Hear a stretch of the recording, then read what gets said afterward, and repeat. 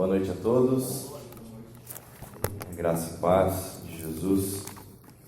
É uma alegria muito grande estar aqui com vocês. Como o Marcelo disse, meu nome é Ranieri, estou junto com a minha esposa, Fernanda, e também com a Annelise, que está ali sendo moldada, formada pelo Senhor, né?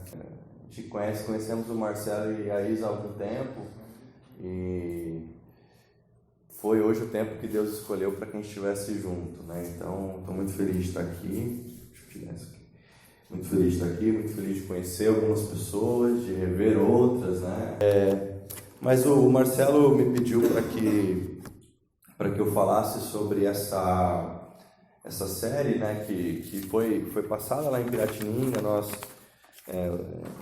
estudamos sobre ela, conversamos sobre ela, que se baseia sobre as disciplinas espirituais, sobre essa perspectiva, especialmente do Richard Foster, né, celebração da disciplina. Não sei quantos de vocês já puderam ler esse livro ou ouviram falar dele, mas é um livro muito interessante, é um livro que eu acho que todo cristão deveria ler pelo menos uma vez na vida, se possível revisitá-lo com frequência, né? Essa semana eu estava revisitando o livro, podendo receber um pouquinho mais daquilo, porque você lê um tempo atrás, né, e você refresca a memória de novo. E o Richard, ele fala sobre todas as disciplinas espirituais, dando não só a importância que elas têm de serem feitas por nós cristãos, mas também dando noções práticas de como fazer, de como executar, de como realizar, de como que você pode separar o seu tempo para aquela disciplina, qual é a maneira que pode funcionar melhor. E é um livro muito legal, mas ele fala sobre meditação, ele fala sobre oração, ele fala sobre jejum, ele fala sobre estudo, simplicidade, solitude, submissão, serviço, confissão, adoração, orientação, celebração, enfim, todas as disciplinas espirituais ele aborda nesse livro. E reforço para você um convite para que você, até pela série que vocês vão ter a partir de hoje aqui, que vocês peguem esse livro para ler, né? Vão consultando semana após semana, vai ser muito bom para vocês. Mas o tema de hoje aqui, o que nós vamos falar é sobre a vida devocional, que se baseia em duas disciplinas, que é meditação e oração, que são conhecidas como as disciplinas interiores. Meditação e oração são disciplinas muito importantes e de uma maneira muito resumida, meditação é o ato de você ouvir e obedecer. Ouvir e obedecer, né? A capacidade de ouvir e obedecer, mas ouvir e obedecer quem e o quê? Não é mesmo? Ouvir a voz de Deus e obedecer a sua palavra. Então, meditação é a capacidade de você ouvir a voz de Deus e de você obedecer a sua palavra. É um exercício constante de você se retirar para que você consiga concentrar a sua atenção naquilo que o Senhor está falando para você, naquilo que Deus quer comunicar, naquilo que o Espírito está falando. Então, você ouve, e com Deus é assim que deve funcionar, né? Você ouve o que Deus está dizendo e você obedece a palavra que Ele está te dando. Você obedece a palavra que você está recebendo do Senhor. Isso é fundamental para que a gente consiga meditar. Ouvir e obedecer. Ouvir a voz de Deus. Obedecer a palavra dEle. Então é esse exercício de você pensar, refletir a todo momento. O tempo todo. O tempo todo você está meditando, refletindo. Buscando lembrar aquilo que o Senhor já falou com você. Então isso não é apenas aqueles 15, 20, 25 minutos que você inicia o seu dia, mas sim todo o seu dia. Durante todo o seu dia você está ruminando aquela palavra, ruminando, refletindo, buscando compreender melhor aquilo que o Senhor falou com você naquele tempo que você separou para ouvi-lo. Então não termina depois do tempo que você sai do seu quarto. Na verdade, continua essa reflexão, continua essa necessidade que nós temos de ouvir a voz de Deus e obedecer. É esse exercício de constante reflexão, pensar e refletir a todo momento, até que seja possível, até que a gente consiga enxergar a palavra de Deus sendo enraizada no nosso coração. Eu me lembro da história de um pastor que foi preso, e foi preso por questão religiosa mesmo, de perseguição religiosa, e na cadeia aquele pastor ele não podia levar a Bíblia dele. Então, ele não levou a Bíblia. E ele ficou ali alguns dias preso e a primeira coisa que perguntaram para ele quando ele saiu da prisão foi: pastor, como que o senhor meditou? Como que o senhor se alimentou da palavra de Deus? E ele disse: olha, a palavra de Deus está enraizada no meu coração. E eu preguei aqui, eu meditei aqui. Porque se a gente ficar só pensando nesse ritual religioso, é um risco muito grande.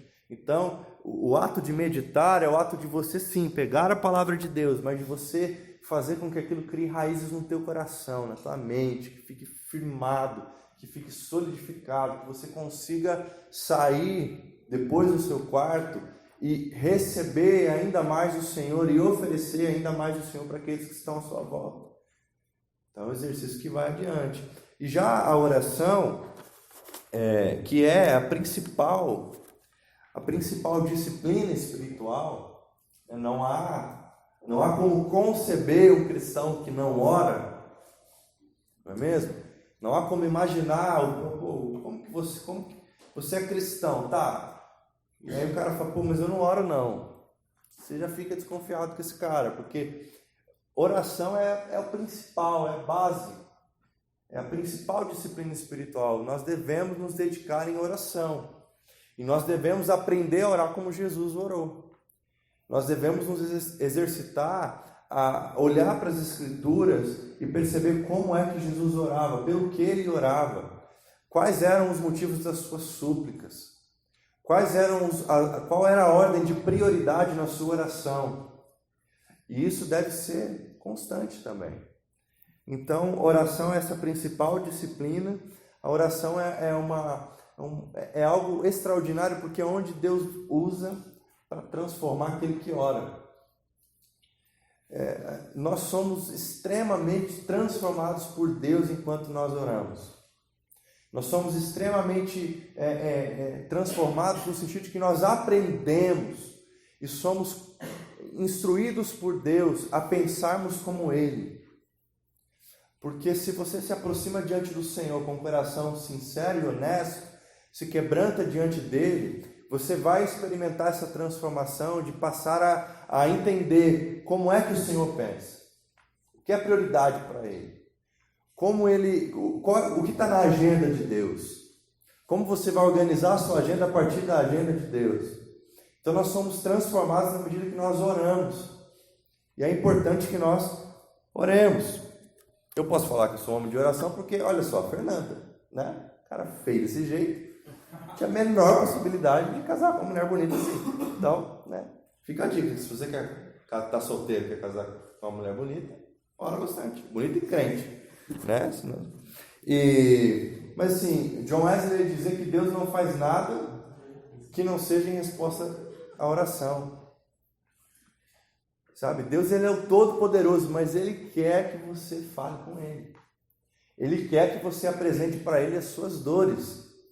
Ele quer que você apresente para Ele os seus sonhos. E na medida que você apresenta para Ele as suas dores em oração, Ele cura as suas dores. E na medida que você apresenta para o Senhor os seus sonhos em oração, Ele molda os seus sonhos aos sonhos dEle. Mais, Ele dá novos sonhos para você. Mas para isso, precisa orar. Para isso, precisa ter uma vida que se dedique em oração. Senão não vai rolar. Senão você não vai ser transformado. Senão você não vai aprender a pensar como Deus. E assim, é fundamental que quando você for fazer isso, que você faça com sinceridade, que você faça com honestidade, que você faça sem usar máscaras. Porque não adianta nós nos aproximarmos de Deus com máscaras. Porque Ele nos vê. Ele é o Deus que nos vê. É o Deus que nos vê. Então, Nada adianta as nossas máscaras. Nada adianta nós fingirmos alguma coisa. Se nós quisermos receber do Senhor essa transformação, que nós nos aproximemos dele com sinceridade, com honestidade. Eu lembro de uma época da minha vida que eu acompanhei um rapaz, um universitário lá em Bauru, e um cara assim, sensacional, cheio de dom, músico, envolvido com o reino de Deus, mas com grandes conflitos com a sua sexualidade, e sofrendo demais, sofrendo, anos de choro.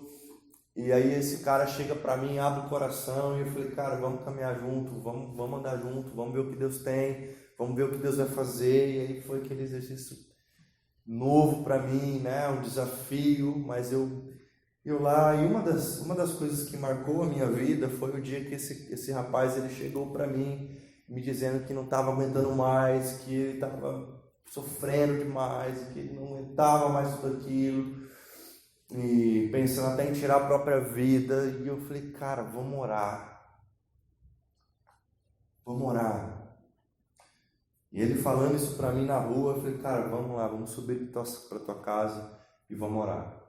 Aí nós subimos, próximo da universidade, e eu falei assim, cara, mas é você que vai orar, vai ser ou não? Você tem que se apresentar diante de Deus, tá quebrando esse coração, vamos lá, eu tô aqui com você. E aí o cara foi, crente é fogo, né? Crente acha que engana Deus. E aí ele chegou assim e falou, cara, vamos lá. Pode orar? Não, vou orar. Então vai lá, ora. Aí ele, Senhor Jesus, me ajuda, tal, não sei o que. Amém. Deus até ouviu, né?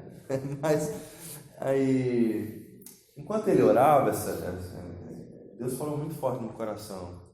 Pede para ele orar de novo.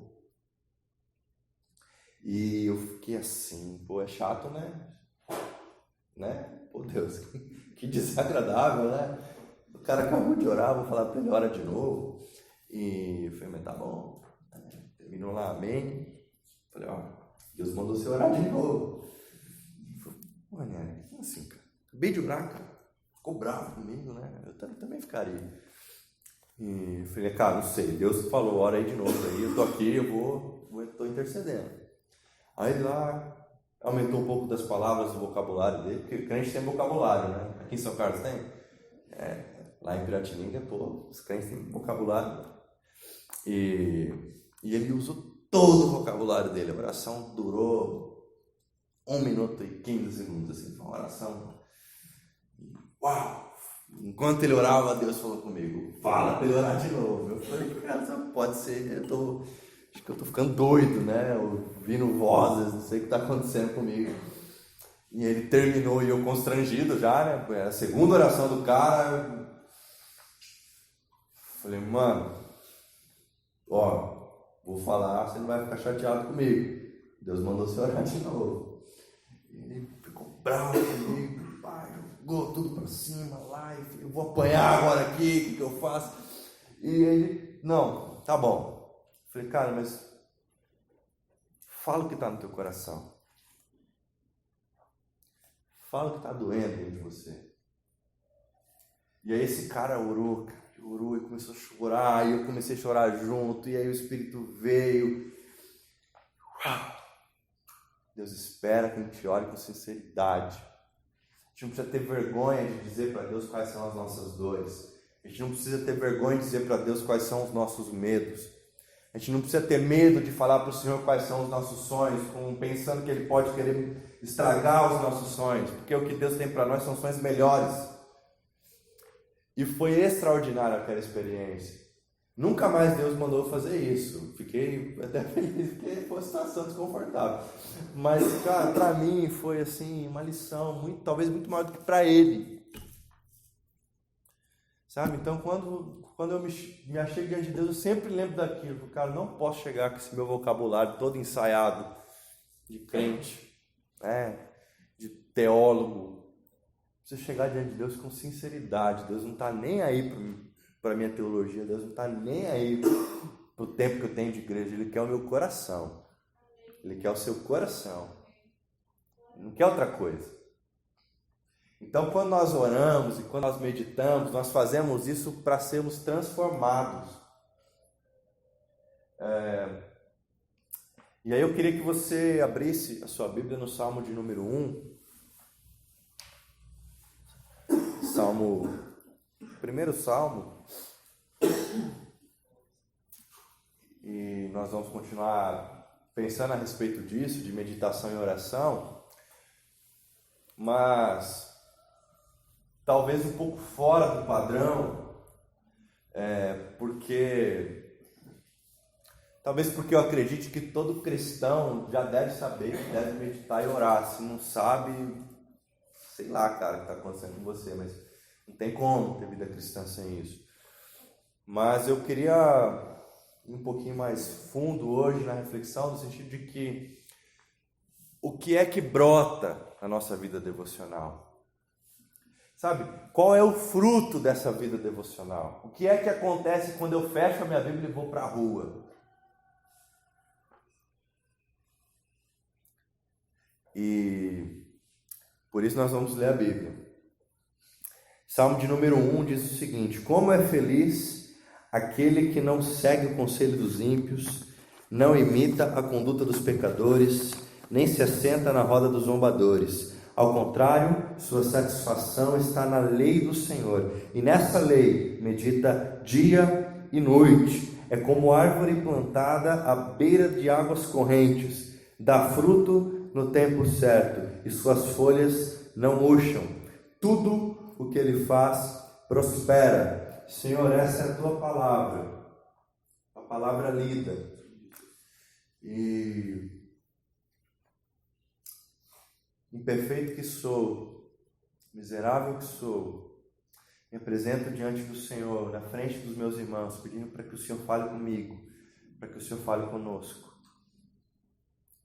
E enquanto o Senhor fala conosco, que o Senhor nos prepare para essa transformação que virá.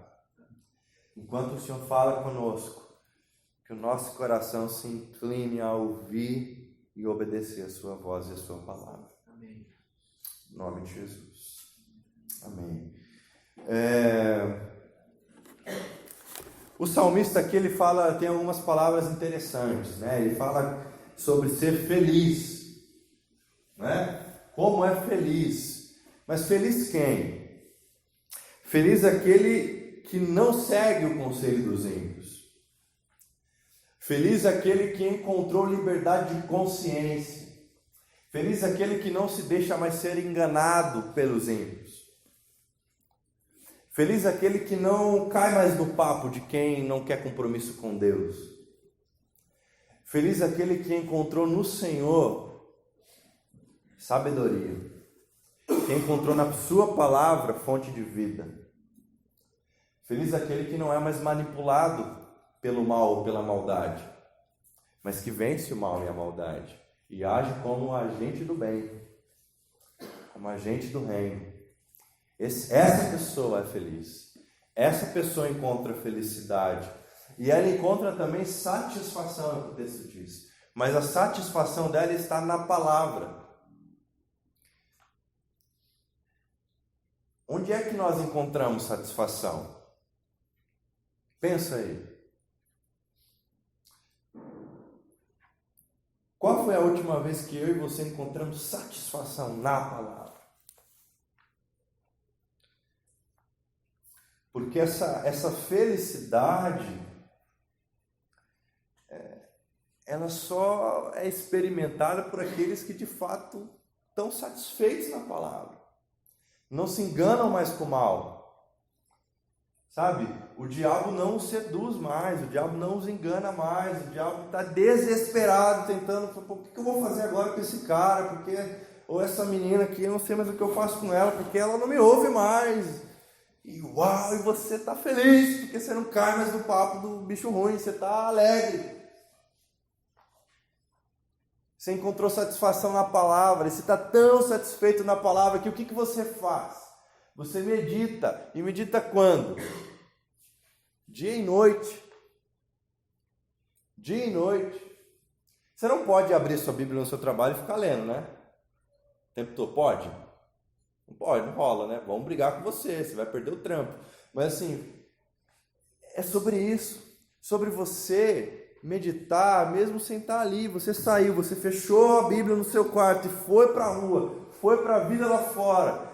E você está meditando na palavra dia e noite, aquilo te satisfaz. E tudo que você faz está pautado naquilo que você ouviu do Senhor. A pessoa está feliz, está satisfeita, está meditando, está refletindo naquilo que o Senhor tem falado para ela. E ela vai para a vida. E ela vai para os lugares mais normais do seu dia. E nesses lugares ela não deixa de meditar, nesses lugares ela não deixa de refletir, nesses lugares ela não deixa de ouvir o Senhor e obedecer a sua palavra. Essa pessoa é feliz. Essa pessoa é satisfeita. Essa pessoa encontrou liberdade. Não está mais presa ao pecado, não está mais presa à voz do diabo, não está mais presa às mentiras do diabo. Ela encontrou liberdade. Ela encontrou no Senhor a única fonte possível de vida e liberdade. E sabe o que acontece quando você está feliz, quando você está satisfeito, quando você está meditando dia e noite? Cara, você vai dar fruto. É isso que o texto diz. Essa pessoa feliz, satisfeita, que medita, ela dá fruto no tempo certo. As suas folhas não murcham. É como a árvore plantada na beira do ribeiro. Ela está sempre alimentada, ela está sempre satisfeita, ela está sempre saciada. E por estar sempre alimentada, satisfeita, saciada, o que ela faz? Ela traz outros. Ela transplanta mais árvores para perto desse ribeiro. E ela vai trazendo árvores que estavam com as folhas murchas. E vai trazendo, replantando, transplantando e colocando. E essas árvores que estavam todas fraquinhas, murchas, vão tendo as suas folhas restabelecidas. Deus vai soprando vida. Aquela água do ribeiro vai saciando. E aí elas estão já plenamente satisfeitas e vão buscar mais. E transplantam mais árvores. E mais pessoas estão ali sendo experimentando dessas águas do ribeiro, águas correntes, límpidas. Mas é preciso que nós nos dediquemos nessa meditação, de fazer com que a palavra crie raízes no nosso coração. Sabe, de que você, diante das decisões que você precisa tomar, você lembre o que o Senhor disse para você antes de você sair da sua casa. E você reflita naquilo que o Senhor disse até que você tome aquela decisão. E você ore até que você consiga tomar aquela decisão. E você busque saber o que é que o Senhor de fato está falando para você. E aí você vai e fala com o teu pastor, você vai e fala com o teu líder, você vai e ora com eles, porque você quer encontrar satisfação nessa presença do Senhor. Mas não dá para fazer isso uma vez na vida. Tem que ser constante. Tem que ser sempre. E é um grande desafio. Não é fácil. Mas é um mergulho profundo. O Evangelho não é para ser revivido de maneira superficial.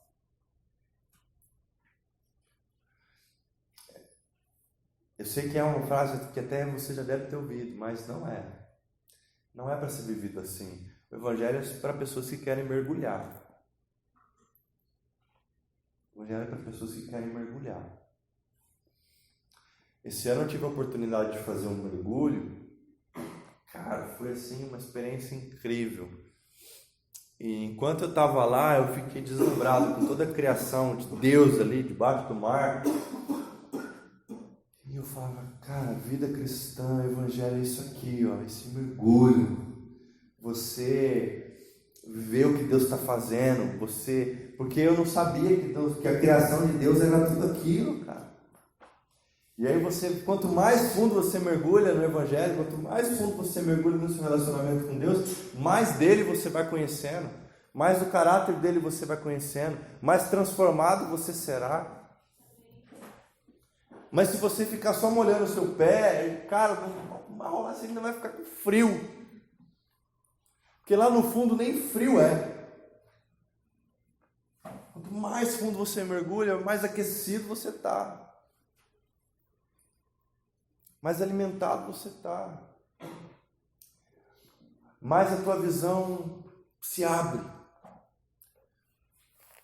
E mais feliz, satisfeito você vai ser. A nossa geração, a minha geração, a geração de vocês, é uma geração de que não é satisfeita. Uma geração depressiva. Se eu perguntar aqui quantas pessoas tiveram ou têm depressão, ou tem alguém na família com depressão, poxa, a maioria aqui ia levantar a mão. Porque quem não teve, conhece alguém que tem, eu tive. Sabe, cara, a nossa geração é uma geração depressiva. E nós precisamos nos achegar diante do Senhor para ouvir o que Ele tem para nós. Sabe, nós não ficamos depressivos porque nós deixamos de ser crentes e tal. Não, é porque a gente não está mais satisfeito. A gente cada hora quer uma coisa. A gente precisa ser satisfeito no Senhor, na sua palavra, porque quando você volta os olhos para Deus e você é plenamente satisfeito nele, e você medita nessa verdade, todo o resto é resto. E no livro de Filipenses, capítulo 4, você pode abrir, a gente está não muito longe do fim. Filipenses capítulo 4, capítulo 4, versículos 8 e 9, pensando sobre essa questão de que nós devemos encontrar satisfação na palavra de Deus, e nós encontramos essa satisfação porque nós estamos felizes por termos encontrado a liberdade que só Ele oferece. E por isso nós meditamos dia e noite, e a meditação dia e noite, a consequência dela é que nós vamos dar frutos, nós vamos transplantar outras árvores para o ribeiro de águas perenes e de águas correntes. O apóstolo Paulo escreve o seguinte, capítulo 4 de Filipenses, versículos 8 e 9. Finalmente, irmãos, tudo o que for verdadeiro, tudo que for nobre, tudo que for correto, tudo que for puro, tudo que for amável, tudo que for de boa fama, se houver algo de excelente ou digno de louvor, pensem nessas coisas. Versículo 9. Ponham em prática tudo o que vocês aprenderam, receberam, ouviram e viram em mim. E o Deus da paz estará com vocês. Vida devocional é um convite para você pôr em prática. Não é um convite para você simplesmente cumprir mais um ritual religioso, assim como nenhuma das disciplinas espirituais. Você pode sim encarar disciplinas espirituais como um ritual, como um compromisso, como uma ordem religiosa, algo que você precisa fazer e dar um check ali na sua lista. Beleza. Mas não é isso que o Senhor espera. As disciplinas espirituais, elas nos servem para que a gente coloque em prática. Para que a gente vá para fora e pratique essas coisas. Porque senão, não vai funcionar. O que o apóstolo Paulo está dizendo aqui, sobre nós pensarmos em tudo que é puro, verdadeiro, digno de louvor, cara, isso é muito sério. Sabe, de nós ocuparmos a nossa mente com a palavra de Deus, com o que Deus está falando. É mentira? Então, não quero ouvir. É impuro? Não quero ouvir, não quero ver. Sabe, não é nobre? Não quero. Vai me corromper? Tem o potencial de me corromper? Não quero. Não quero ocupar a minha mente e meu coração com essas coisas. Porque o que a Bíblia me diz é que eu devo me ocupar e pensar em tudo que é puro, tudo que é verdadeiro, tudo que é nobre, tudo que é correto. É errado? Não quero. Não quero ser dominado pela impureza, eu quero me apresentar diante do Senhor puro. Eu não quero ser dominado pela mentira, eu quero me apresentar diante do Senhor com um coração de verdade.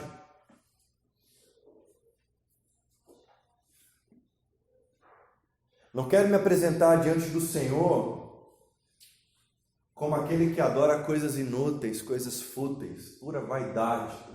Eu quero me apresentar diante do Senhor reconhecendo que toda a honra, toda a glória é dele. Só dele. Sempre dele. E ao fazer isso, que é esse exercício de meditar dia e noite, de você ocupar a sua mente, o seu coração com tudo que é correto, tudo que é puro, tudo que é amável, tudo que é digno de louvor, tudo que tem boa fama. Ao fazer isso, ponham em prática. Mas o que é que vocês vão colocar em prática? O que é que eu vou colocar em prática? O que é que nós, como igreja, vamos colocar em prática? Tudo que vocês ouviram, viram, receberam, aprenderam. E o apóstolo Paulo que está dizendo isso aqui. Talvez alguém pode ter olhado para ele e falado assim: pô, apóstolo Paulo, então eu tenho que pôr em prática tudo que eu ouvi, vi, aprendi e recebi de você.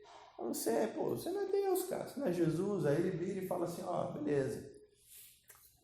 Mas sejam meus imitadores como eu sou de Cristo. 1 Coríntios 11, capítulo 11, versículo 1.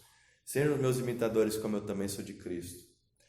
A vida devocional é você se dedicar a esse relacionamento com Deus até que você seja capaz, até que você entenda que a sua missão é dizer a outros: sejam meus imitadores como eu sou de Cristo, mas que você faça isso com comprometimento, com responsabilidade, com consciência do quão isso é sério, do quanto isso é sério, do tamanho disso.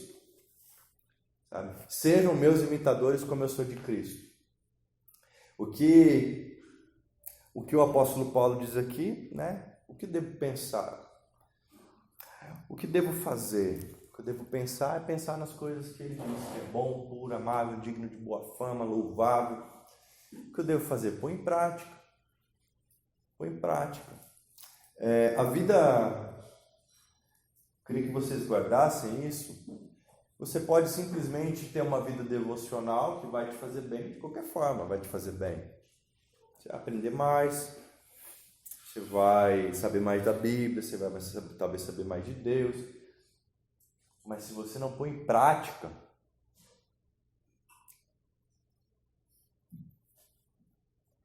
entendeu? Se não colocar em prática, é vazio. A nossa vida devocional deve nos levar a uma vida de devoção. E essa vida de devoção é esse período em que eu me dedico, que eu sou comprometido com aquilo que eu estou dizendo que é verdade para mim, com aquilo que eu estou dizendo que salvou a minha vida, com aquele o qual eu digo que é o meu Senhor. Não simplesmente o período do meu dia que eu separo para Deus, mas aquilo que eu faço depois que eu ouço a voz dele. O que é que nós fazemos quando nós ouvimos a voz de Deus? A minha oração, primeiro para a minha vida e também para a vida de cada um aqui, é que a nossa vida devocional nos incline a uma vida de devoção, uma vida de compromisso com o Evangelho, uma vida de pessoas que se dedicam pela obra, uma vida de pessoas que entendem que tem muita gente que precisa ouvir de Jesus, que tem muita gente que precisa receber do reino, que tem muita gente que está desesperada, com sede. Nós cantamos aqui: todos que têm sede e os que fracassam venham à fonte, mas tem um monte de gente que não sabe onde é essa fonte, e cada um de nós aqui tem a resposta onde é essa fonte. E aí nós vamos para essas pessoas e transplantamos ela para o ribeiro de águas correntes. E essas pessoas são curadas, são saciadas, encontram satisfação e elas vão fazer o mesmo. Isso é vida devocional. Pôr em prática. Ouviu, agora vai e obedeça. Recebeu, vai e obedeça. Teve compreensão do que Deus está falando, vai e faça. Amém? Podemos orar?